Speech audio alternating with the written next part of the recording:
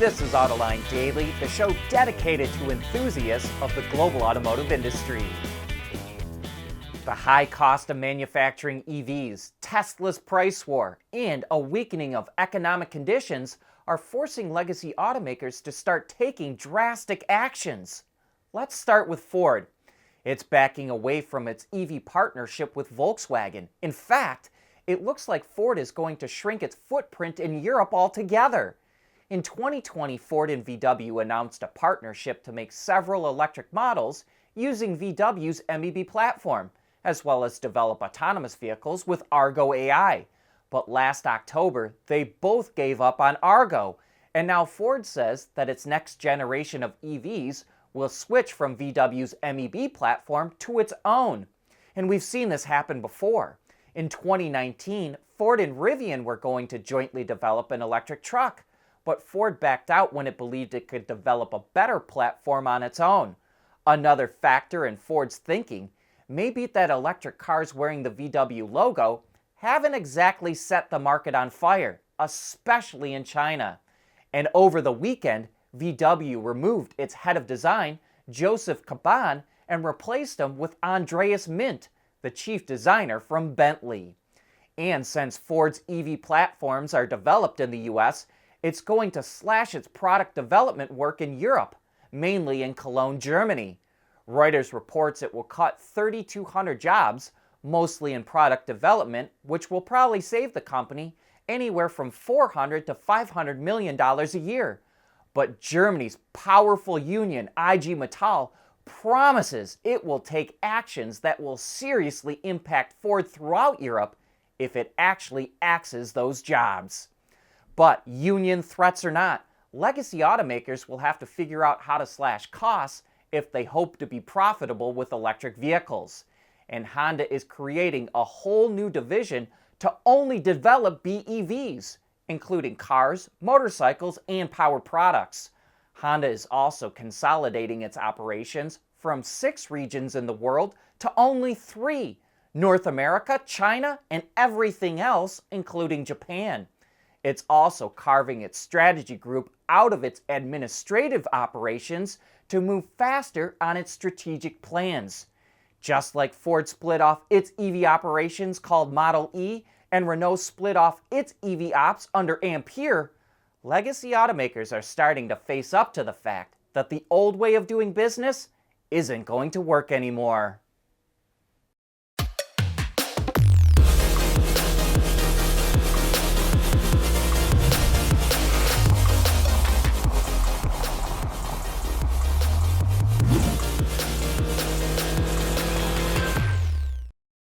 We want to know what drives your testing. OTA, connected car, diagnostics, remote testing. Intrepid Control Systems is here to help you work from anywhere. Intrepid Control Systems, driven by your data.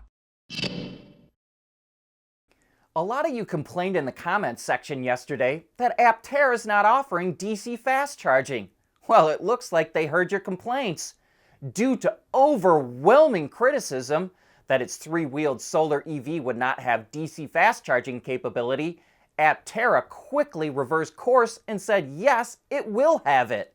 For a refresher on the timeline, it said no DCFC on Friday the 20th and yes to DCFC just a few days later. Aptera says it had been working on the capability for over a year, but paused the program because it didn't have approval for the Tesla plug yet. So with all the feedback it got, it's starting the program back up again. However, its fast charging capability is on the low end. Aptera says it will for sure be able to charge at 40 kilowatts and hopes to go as high as 60 kilowatts. It's also working on a future 100 kilowatt version, but says that requires an upgrade to the power electronics, which adds weight and cost.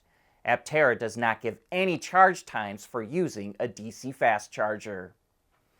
Remember how we told you Renault was going to refurbish used cars and sell them?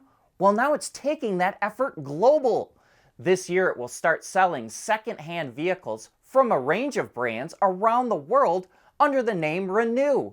Not only does this include gas and diesel vehicles, but also refurbished and certified hybrids and electrics.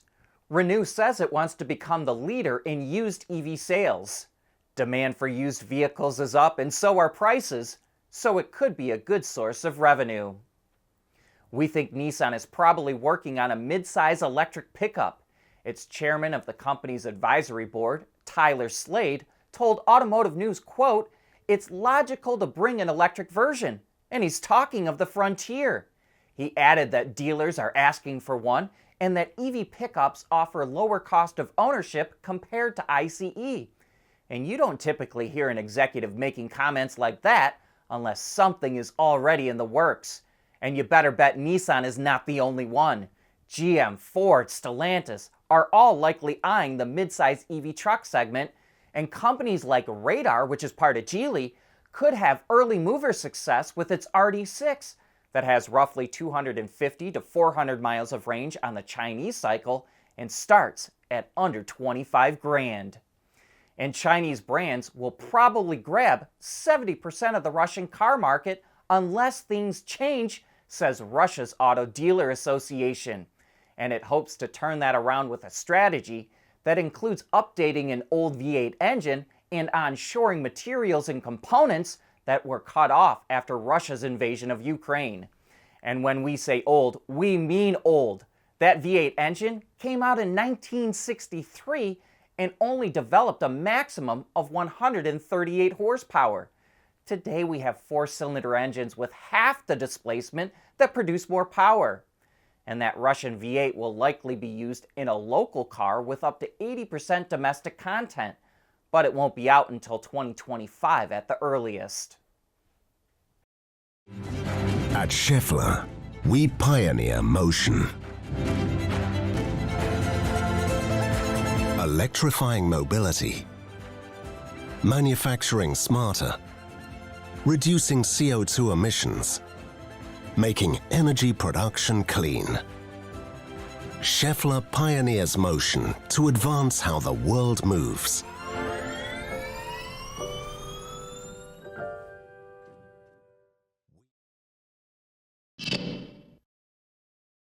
Affordability is a big issue with electric vehicles, so Lightyear, the startup developing solar-powered electric vehicles, is suspending production of the €250,000 Lightyear Zero to shift its focus to the more affordable €40,000 Lightyear 2.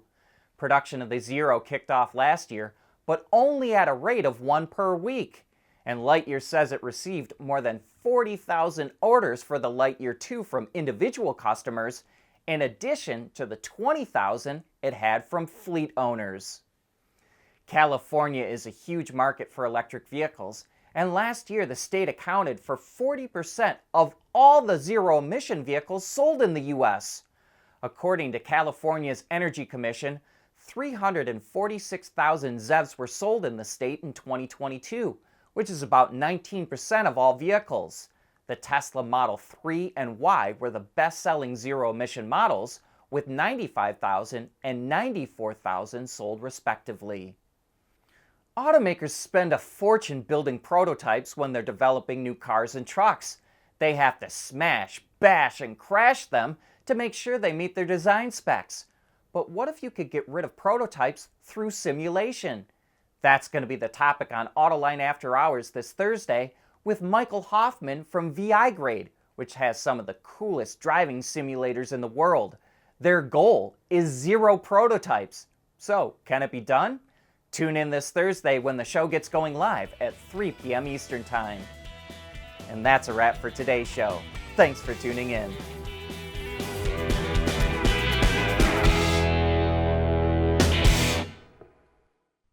Autoline Daily is brought to you by Bridgestone, solutions for your journey. Intrepid Control Systems, over-the-air engineering, boost your game. And by Schaeffler, we pioneer motion.